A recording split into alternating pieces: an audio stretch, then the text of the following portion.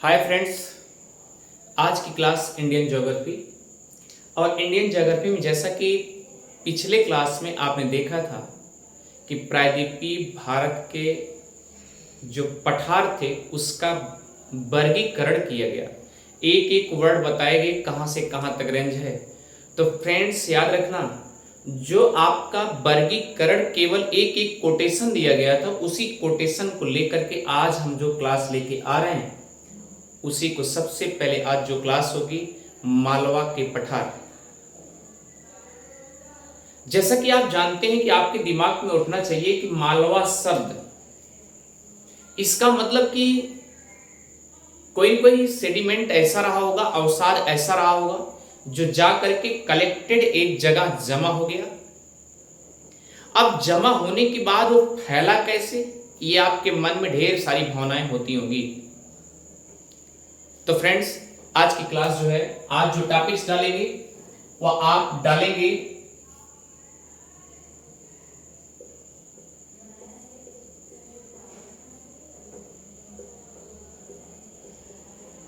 प्रायद्वीपीय,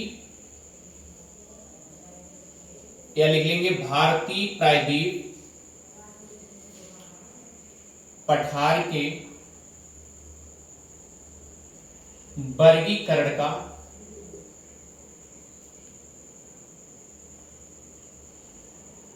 एक एक पॉइंट, जिसका नाम है आज जो पढ़ेंगे, या आप लिखेंगे केंद्रीय उच्चभूमि।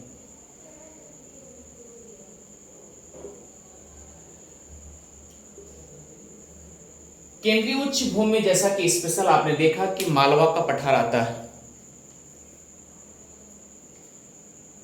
मालवा पठार आ जाने से आप जानते हो कि मालवा पठार को 3 भागों में बांटा गया। सबसे पहले तो आप इसे जानेंगे कि केंद्रीय उच्चभूमि जो है, आप इधर देखिए, यहां पर आपका एक मैप है।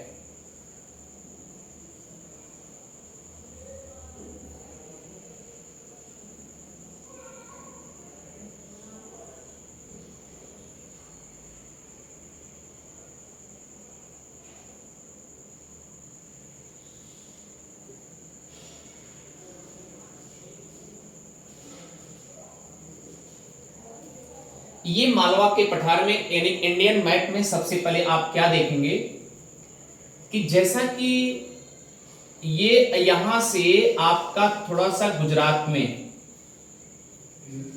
ये अरावली पर्वत आता है, उसके बाद राजस्थान, पूर्णतया राजस्थान, उसके बाद हरियाणा, उसके बाद दिल्ली। फ्रेंड्स, आप ये भी जानिए कि ये जो आपका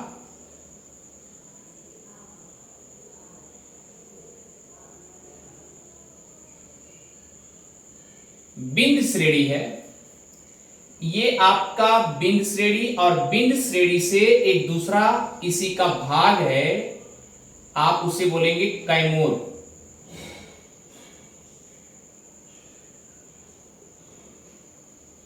कैमूर की श्रेणी, इसको क्या बोलेंगे? बिंद की श्रेणी। फ्रेंड्स, आगे चलेंगे। अब इधर देखिए, एकदम सिंपल तरीके से एक नदी आती है जो कि खंबात की खाड़ी में भड़ौच में अपना पानी गिरा देती, भड़ौच के मुहाने पर, जिसका नाम है नर्मदा। अब नर्मदा को याद रखिए, बचपन में आप ये समझिए, आप ऋग्वेद में या वैदिक में जाएंगे तुरंत आपको रेवा नाम से मिलेगा, नर्मदा नदी होगी। अब फ्रेंड्स, फिर इधर देखेंगे, एक रेंज और है, इसका नाम है, याद रखिएगा, सतपुड़ा।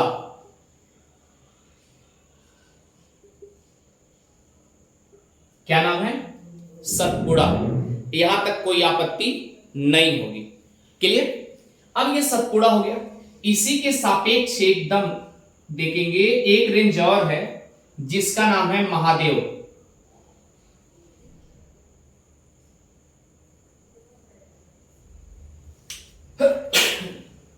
इसका क्या नाम है? महादेव। फिर एक आप देखेंगे, एक नदी है जिसका नाम है सूर्यपुत्री अर्थात ताप्ती। फिर उसके बाद एक रेंज आपको मिलेगा श्रेणी सतमाला।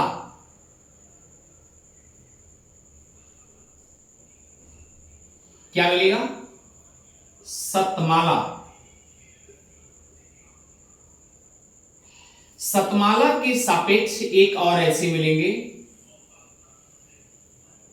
याद रखिएगा, इसको बोलेंगे अजंता।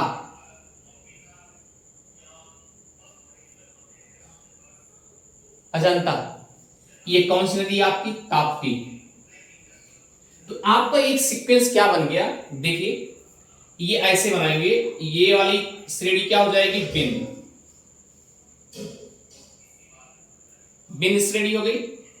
अब इसी के रेफरेंस में देखिए, इसी का भाग आप क्या लिखेंगे? कैमोर।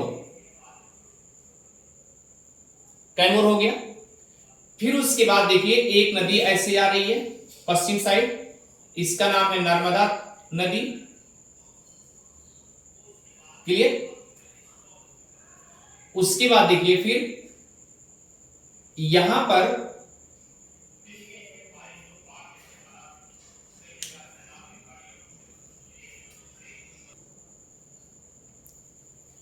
तो फ्रेंड्स आगे ये जो है आप देखिए, ये क्या हो जाएगा? सतपुड़ा।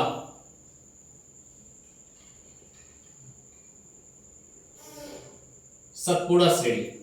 फिर इसी के देखिए, इसी का एक भाग है जिसे बोलते हैं महादेव श्रेणी।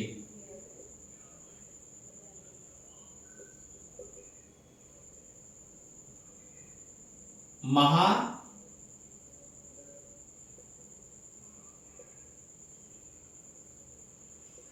श्रेणी।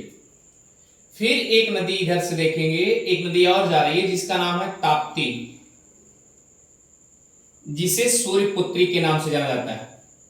इसके दक्षिण में देखेंगे फिर एक श्रेणी मिलेगी,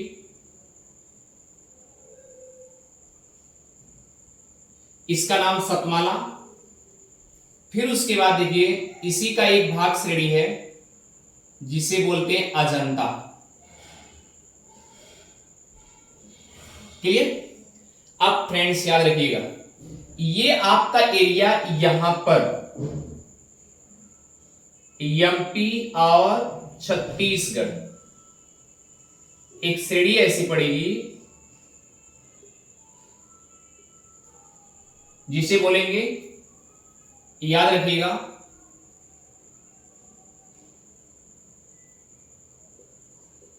मैकाल रेंज या मैकाल श्रेणी। यहीं पर आपको एक चोटी मिलेगी जिसका नाम है अमरकंटक। यहां से आपकी नदी निकल जाती है। फ्रेंड्स एकदम सीक्वेंस देखिए, आप समझते चलिए इस बात को। अब देखिए इसका मतलब कि जो बिंद रेंज है, बिंद श्रेणी, वह गुजरात से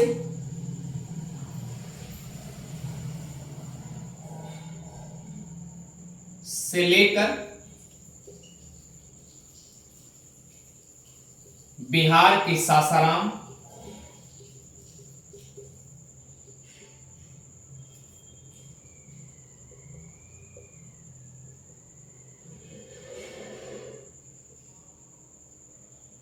बिहार के सासाराम तक फैला हुआ। क्लियर? इतनी बातें अच्छे से समझ में आ गई होगी। अब फ्रेंड्स आगे चलते हैं। जैसा कि आपको ये फैक्ट पहले बताया गया कि बिंद श्रेणी से लेकर अरावली श्रेणी, इसे बोलते हैं अरावली श्रेणी, इन दोनों के बीच में एक ऐसा पठार है जो एकदम उच्च भूमि, यानी कि उनकी पठारों की सीमा जो है ऊंचाइयों में काफी ज्यादा है। क्लियर? और दूसरी चीज, सेंटर में कर्क रेखा से नॉर्थ और साउथ में होने की वजह से मेन सेंटर पे हो जाता है, इसीलिए इसको बोला जाता है केंद्रीय उच्च भूमि बोला जाता है। ये बात तो अच्छे से पकड़ में आ गई। अब आप देखेंगे यहां पर एक ऐसा पठार है, ऐसा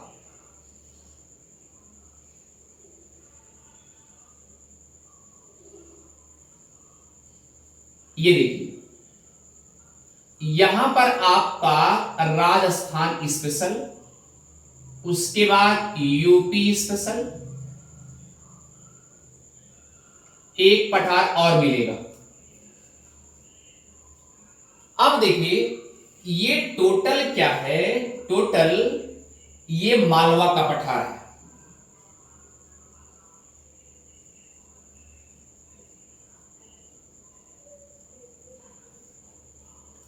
मालवा का क्षेत्र।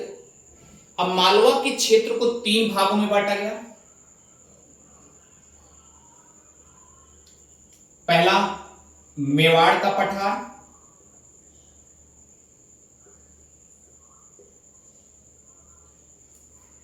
दूसरा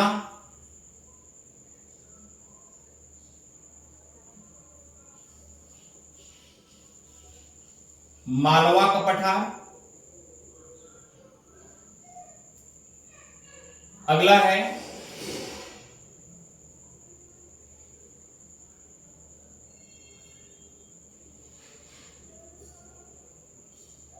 बुंदेलखंड का पठार।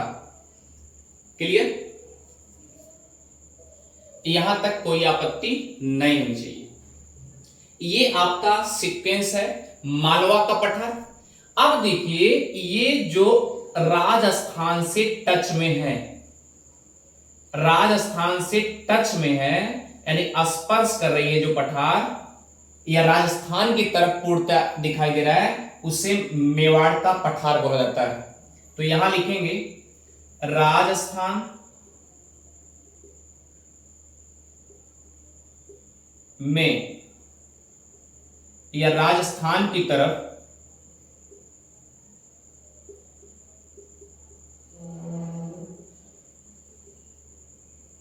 पूर्णतया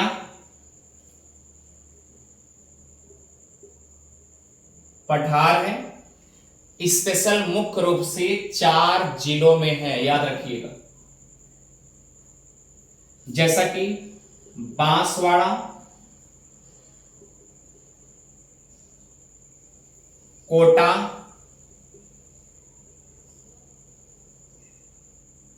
झालवाड़ा,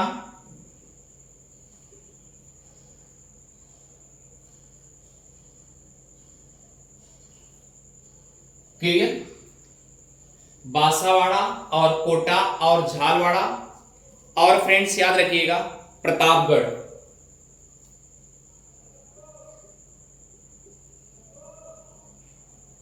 अब याद रखिए बांसवाड़ा जो है, बांसवाड़ा बोलते हैं शुद्ध, बांसवाड़ा या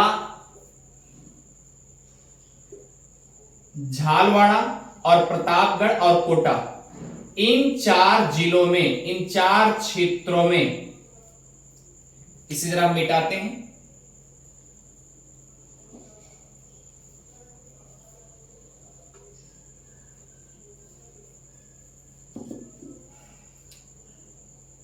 लिखेंगे राजस्थान में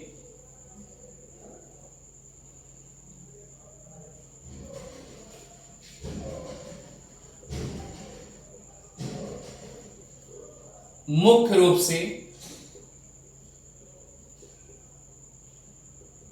4 जिला, बांसवाड़ा, बांसवाड़ा और उसके बाद झालवाड़ा, उसके बाद कोटा, उसके बाद प्रतापगढ़। इन चारों जिलों में याद रखिए जो पठार पाए गए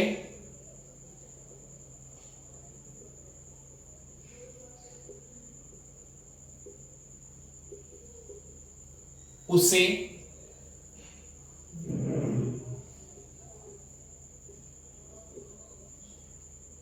मेवाड़ का पठार या मेवाड़ के पठार के नाम से जानते हैं।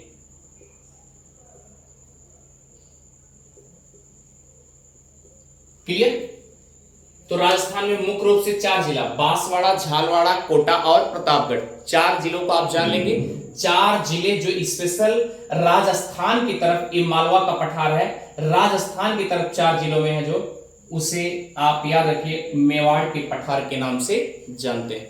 जैसे अगर राजस्थान का स्पेशल अगर पीसीएस देना होगा तो आपसे पूछ सकता है कि राजस्थान में जिन्होंने राजस्थान का पीसीएस डाला होगा उनको विशेष करके क्लियर करना होगा कि राजस्थान में स्पेशल जो मेवाड़ के पठार पाए जाते हैं निम्न में से किस जिलों में पाए जाते हैं, किस एरियाज में। तो आपको 4 जिला स्पेशल याद रखिए, बांसवाड़ा, झालवाड़ा, कोटा और प्रतापगढ़ जानना जरूरी है। इतनी बातें तो पकड़ में आ गई। अब सवाल उठता है कि मालवा का पठार। तो फ्रेंड्स आइए चलते हैं।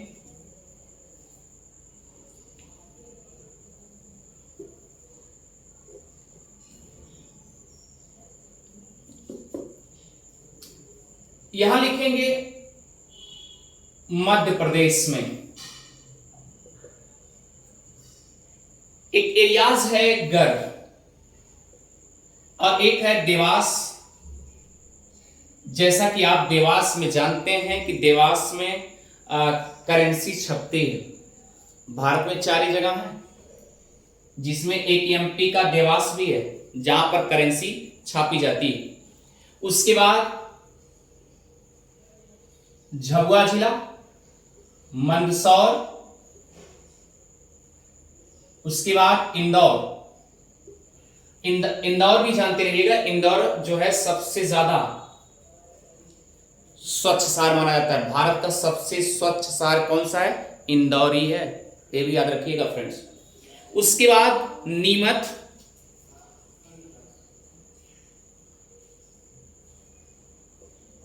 उज्जैन, क्लियर? उज्जैन हो गया, रतलाम हो गया, क्लियर? रतलाम हो गया। उसके बाद झालपुर, गुना,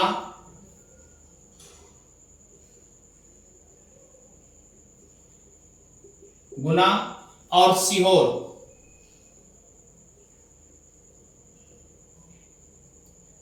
आर। तो इस प्रकार से याद रखिए ये ऐसे जो हैं यहां पर जो यानी गढ़, देवास, झाबुआ, मंदसौर, उसके बाद इंदौर, नीमच, उज्जैन, सतलाम, झालपुर, गुना, सीहोर आदि में यहां पर जो पठार पाए गए, यहां पर जो पठार पाए गए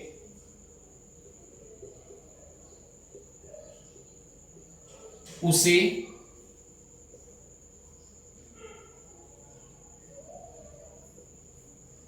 मालवा के पठार के नाम से जाने गए। क्लियर? इतनी बातें तो अच्छे से पकड़ में आ गई।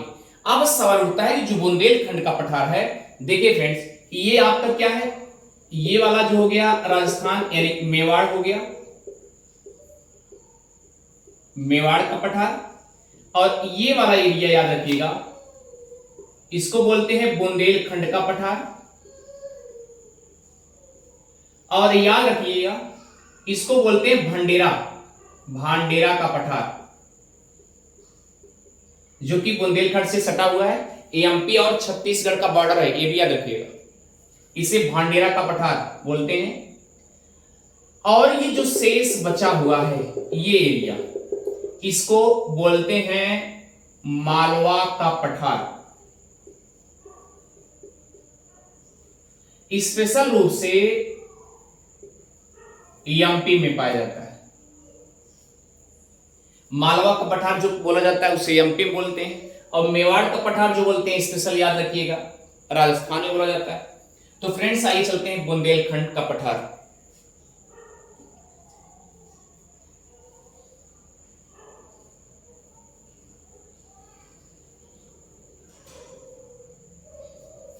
चलिए आप चलेंगे बुंदेलखंड का पठार।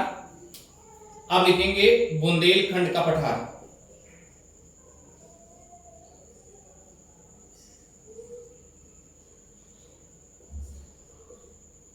पहले तो ये जानिए, जैसे अगर आपसे कभी भी पूछा जाएगा कि बुंदेलखंड जो पहले था, बुंदेलखंड में कितने जिले आते थे उत्तर प्रदेश के, तो फ्रेंड्स याद रखिए 7 जिले आते थे। आज भी 7 जिले बुंदेलखंडी बोले जाते हैं। तो याद रखिएगा, जैसा कि चित्रकूट, बांदा, महोबा, ललितपुर और हमीरपुर,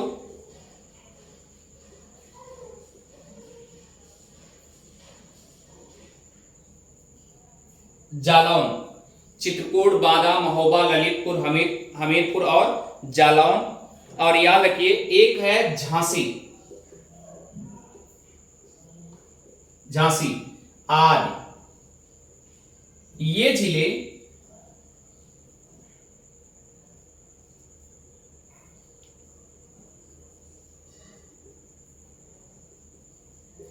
बुंदेलखंड के पठार के नाम से जाने जाते हैं, यानी कि बुंदेलखंड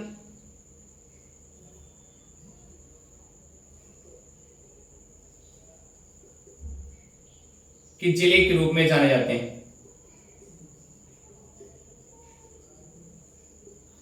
स्पेशल रूप से याद रखिए, ये 7 जिले जो हैं, यहां पर जो पठार पाया जाएगा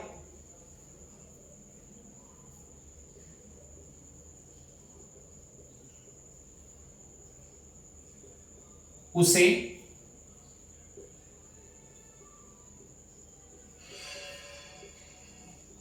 बुंदेलखंड के पठार के नाम से जानते हैं।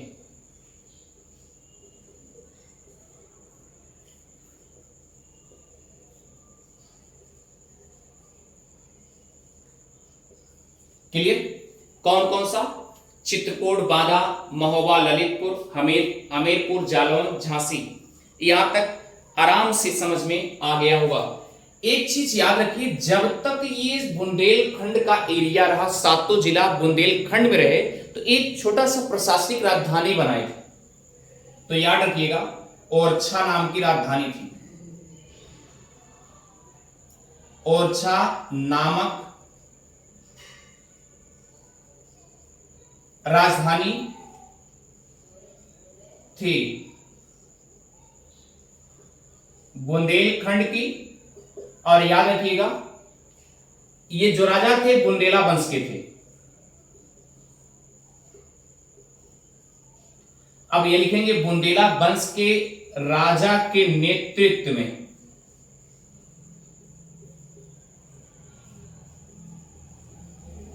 ये ओरछा नाम की एक राजधानी बनाई गई थी।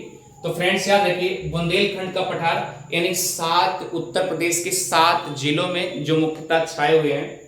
तो जो यहां पर जो पठार पाए जाते हैं, कहने का मतलब 7 जिलों में पाए जाते हैं। और याद रखिएगा, ये भी उच्च भूमि की श्रेणी में आते हैं। इतनी बातें अच्छे से समझ में आ गई होगी। तो अब ये देखिए कि इसका मतलब क्या है कि बिंद और कैमूर के आगे जब उत्तर जाएंगे तो इधर ऊंचाई पे होगी। अब सोचिए, दिमाग ऐसा लगाइए, अब ये सोचिए अगर इधर से प्रायद्वीपीय भारत से नदियां इधर जाती हैं, तो इसका मतलब क्या है, ये बिंद श्रेणी जो है एक जल विभाजक का भी काम कर रही है। ऐसा नहीं है कि मालवा के पठार में नदियां नहीं जाती हैं, नदियां ढेर सारी हैं। नदियों के विषय में चर्चा किया जाएगा अभी लास्ट में।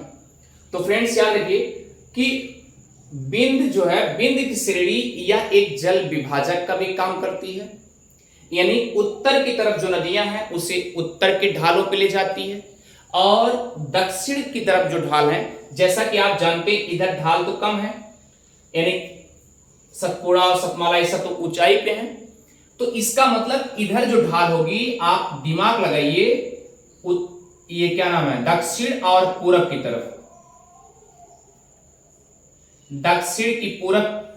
दक्षिण और पूरब की तरफ ये ढाल है, इधर अपनी नदियां ले आती हैं। तो यानी बिंद श्रेणी एक विभाजक का काम करती है। तो यहां अगला पॉइंट क्या होगा,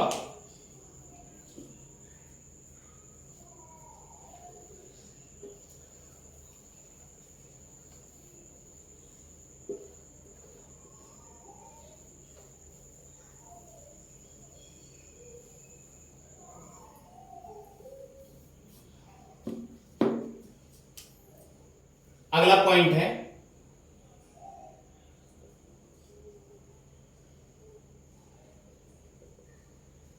बिंद श्रेणी एक जल विभाजक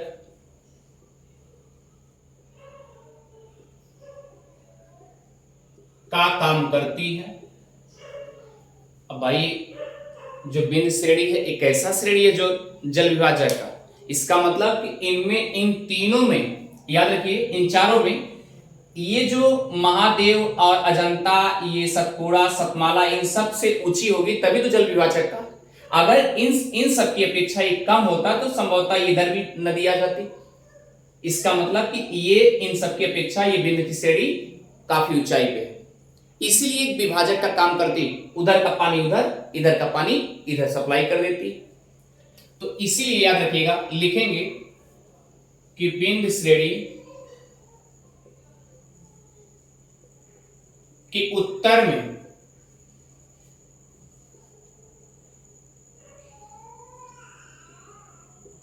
जो ढाल है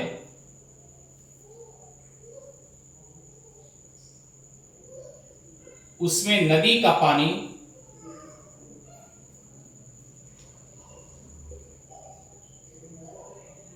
गंगा के मैदान में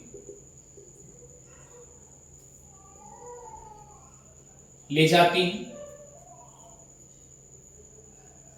जैसे कि यमुना नदी भी हुआ, गंगा नदी में भी सब पानी इधर से उधर जाएगी। मतलब यही बिंद श्रेणी जो है उत्तर की तरफ क्या होगा, जैसे जैसे ढाल पाता जाएगा उसी तरीके से नदियां अपना पानी ले जाके, यमुना चंबल सब ले जाके ढो ढा करके सब ले जाके वह एडजस्ट करेंगे गंगा में। अब देखिए बिंद श्रेणी की अगला पॉइंट क्या होगा, बिंद श्रेणी के दक्षिण में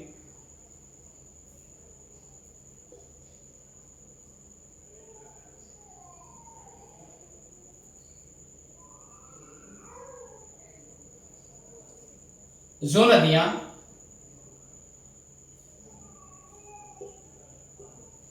दक्षिणी पूर्वी की तरफ जाती हैं उसे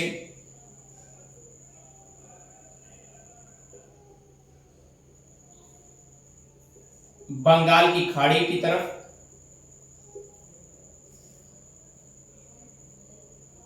जाती है, या आप लिखेंगे वे बंगाल की खाड़ी की तरफ जाती है। तो ये आपका स्टेटमेंट एकदम सही हो जाएगा। ठीक है फ्रेंड्स, मुझे लगता है कि आपको अच्छे समझ में आ रहा होगा। अगर आपको समझ में आ रहा है तो उदय जीएस रिसर्च सेंटर को सब्सक्राइब करना भी ना भूलें। फ्रेंड्स, अभी आपका मालवा का पठार इतनी जल्दी खत्म होने वाला नहीं है। अभी इसके बारे में कम से कम अवसाद जमा होगा, यानी कि सिलिका युक्त आएंगे, और जितने बालू कम होंगे तो चिपचिपा होता जाएगा, और जितने चिपचिपा होगा वो क्या होगा, बहाव होगा, क्योंकि पठारों का निर्माण भी होगा। तो प्रश्न ये उठता है कि इसका मतलब कि एक लिंडी हो जाएगा, काफी लंबा हो जाएगा, इसलिए छोटे छोटे में आप समझते चलेंगे। तो आज मालवे के पठार में पार्ट 1 रहा। तो फ्रेंड्स, अगर आपको समझ आ रहा तो उदय जीएस रिसर्च सेंटर को सब्सक्राइब करना और शेयर करना भी ना भूलें। फ्रेंड्स, कल सुबह की जो क्लास होगी वह पॉलिटी की भी होगी, और शाम को जाकर भी सुबह पॉलिटी, इस तरीके से एक क्लास चलती रहेगी। Thank you friends.